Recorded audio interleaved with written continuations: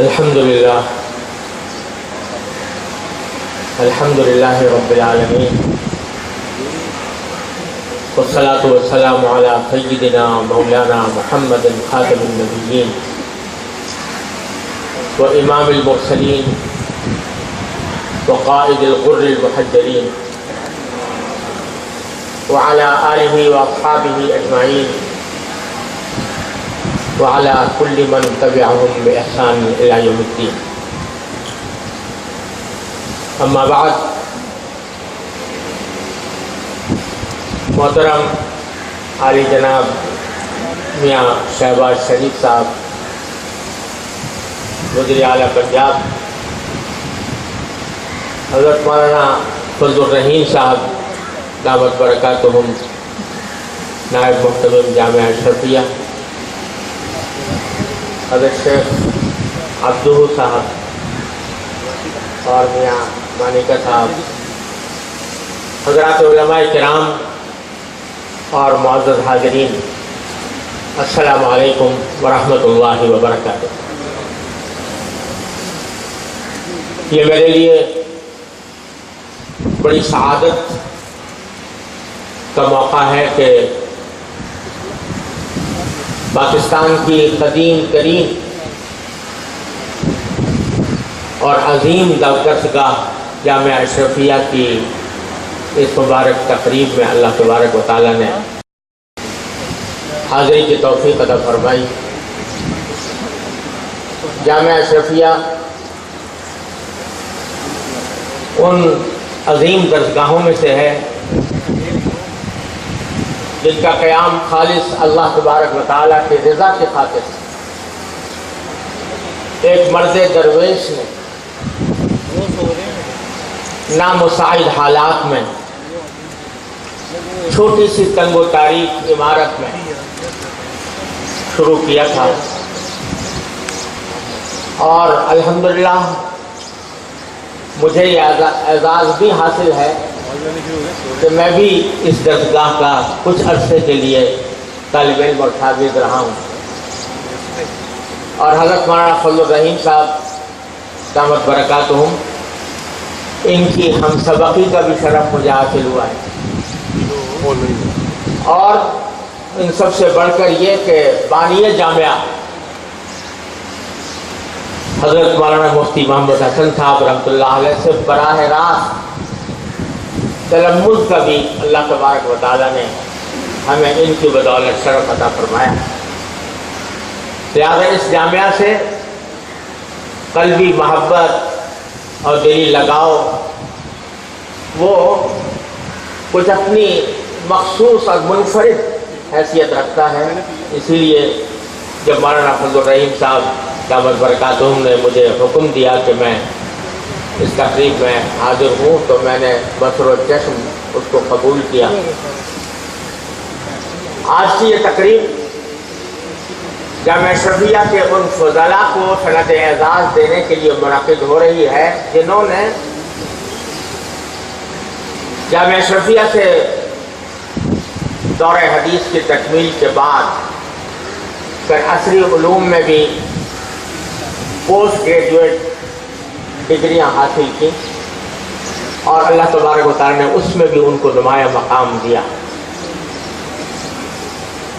اللہ تبارک و تعالیٰ نے اپنے فضل و کرم سے درس نظامی کے نصاب میں جو ہم مدارس کے اندر پڑھتے اور پڑھاتے ہیں کچھ ایسی خاصیت رکھی ہے کہ اگر اس کو صحیح طریقے سے پڑھ لیا جائے اور اس کی صحیح تعلیم گہرائی اور گہرائی کے ساتھ حاصل کر لی جائے تو علوم کے دروازے اس کے بعد کھل جاتے ہیں۔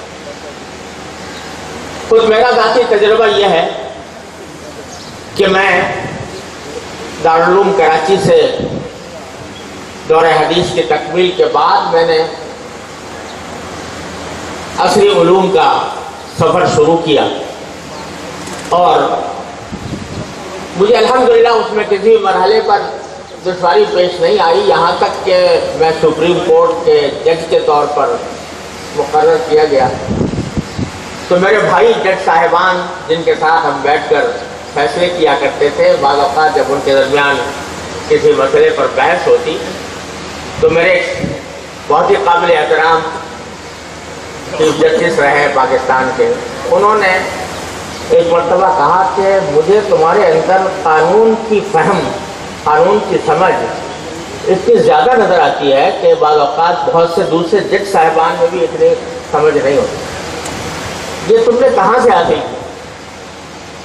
تو میرا جواب ان کو یہ تھا کہ میں نے اپنے دارالعلوم میں ہدایہ اولین اور اخیرین ذرا سمجھ کر پڑھی تھی، تو اس کے نتیجے میں اللہ تبارک و تعالیٰ نے قانونی نکات اور قانونی مسائل کو سمجھنے کی صلاحیت بنیادی طور پر وہاں سے حاصل ہوئی۔ پھر اللہ تبارک و تعالیٰ کے فضل و کرم سے جب وہ پڑھا گیا، قانون کو پڑھا گیا، تو میرے لیے بالکل آسان تھا۔ تو یہ اللہ تبارک و تعالیٰ کا اس دینی علوم کے اوپر یہ کرم ہے کہ وہ فہم کے دروازے بھی کھول دیتا ہے، اور اس کے بعد جب انسان کسی بھی علم و فن کے اندر داخل ہوتا ہے تو اس کو اللہ تعالیٰ کے فضل و کرم سے آسانی ہوتی ہے۔ آج مدرسوں کے بارے میں نہ جانے کیا پروپیگنڈے، افواہیں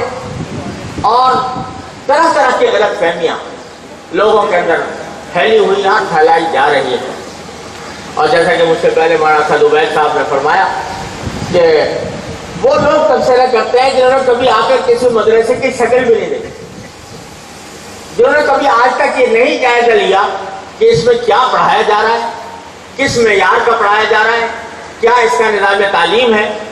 بس ایک مجمل اور مبہم لفظ انہوں نے مدرسے کا سمجھا اور بولا ہے، اور اس کی حقیقت سے ناواقف رہ کر اس کے اوپر تنقیدیں جاری ہیں۔ ہم الحمدللہ کسی بھی تعمیری تنقید سے کبھی بھی ہمارے دل پر کوئی گرانی نہیں ہوتی، ہم کسی بھی تعمیری تنقید کو خوش آمدید کہتے ہیں، اس کا خیر مقدم کرتے ہیں، بشرطے کہ ہمارے نظام کو سمجھ کر، اس کا جائزہ لے کر، اس کے تمام عواقب اور نتائج کو دیکھنے کے بعد آدمی اگر کوئی مشورہ پیش کرے ہمارے لیے وہ سر آنکھوں پر رکھنے کی چیز ہے۔ لیکن مدرسے کو سمجھے بغیر، اس کا مطلب سمجھے بغیر، اس کا نظام سمجھے بغیر، اس کے نصاب کا جائزے لیے بغیر، محض افواہوں کی بنیاد پر جو تبصرے اور تنقیدیں کی جاتی ہیں، اس کا نتیجہ سوائے انتشار پھیلانے کے اور کچھ نہیں۔ لہذا اللہ تبارک و تعالیٰ نے ہمارے ملک کو یہ خصوصیت عطا فرمائی ہے کہ اس میں 20,000 سے زیادہ مدارس مختلف جہتوں پر قائم ہیں۔ اللہ تبارک و تعالیٰ نے جیسا کہ مولانا اسد عبید صاحب نے فرمایا ان سے بڑے کام لیے ہیں، اور انہوں نے ہمیشہ ملک و ملت کی تعمیری خدمات انجام دی۔ کہا جاتا ہے کہ انہی مدرسوں سے دہشت گرد پیدا ہو رہے ہیں یا انتہا پسند پیدا ہو رہے ہیں۔ دہشت گردی اور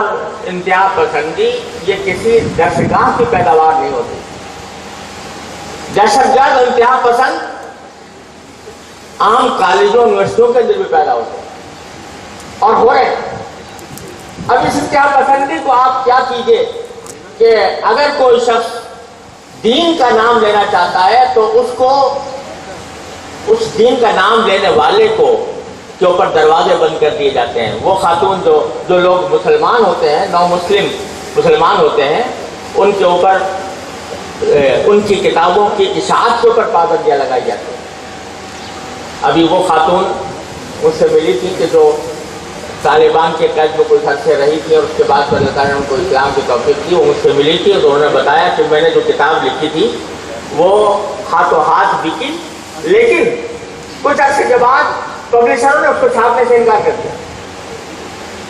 آپ ایک طرف رواداری کا سبق دیتے ہیں اور انتہا پسندی سے بچنے کی باتیں کرتے ہیں، اور ہمارے ساتھ مسلمانوں کے خلاف انتہا پسندی اور عدم رواداری کا یہ معاملہ ہے۔ لہذا میری گزارش یہ ہے کہ مدرسوں کے بارے میں آپ ضرور اس کا تنقیدی جائزہ لیں، لیکن سمجھ کر لیں، اس کی خدمات کو مد نظر رکھ کر لیں۔ الحمدللہ انہی مدارس نے وہ شخصیات پیدا کی ہیں جن کے اوپر الحمدللہ ہمارا ملک پاکستان فخر کر سکتا ہے، اور جنہوں نے پوری دنیا کے اندر پاکستان کا نام روشن کیا ہے۔ اور انشاءاللہ یہ شخصیتیں پیدا ہوتی رہیں گی۔ میرا دنیا کے تمام بر اعظموں میں جانا ہوا ہے، ہر ملک کو دیکھنے کا اتفاق ہوا ہے، کوئی ملک ایسا نہیں ہے کہ جہاں پر مسلمان وہ کوئی دینی مدارس کا کوئی فارغ التحصیل مسلمانوں کی خدمات انجام نہ دے رہا ہو۔ ان باتوں کو مدنظر رکھتے ہوئے ہمیں مدارس کی قدر و قیمت پہچاننے اور اگر اس میں کوئی بات قابل اصلاح ہے تو اس کا جائزہ لینے کی حقیقت پسندی کے ساتھ ضرورت ہے۔ ان گزارشات کے ساتھ میں ان تمام طلباء کو بھی تہہ دل کے ساتھ مبارکباد پیش کرتا ہوں جنہیں آج سند اعزاز دی جا رہی ہے، اور جامعہ کو بھی اور جامعہ کے منتظمین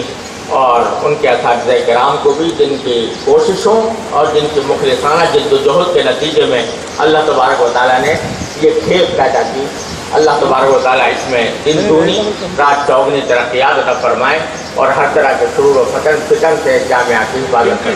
وآخر دعوانا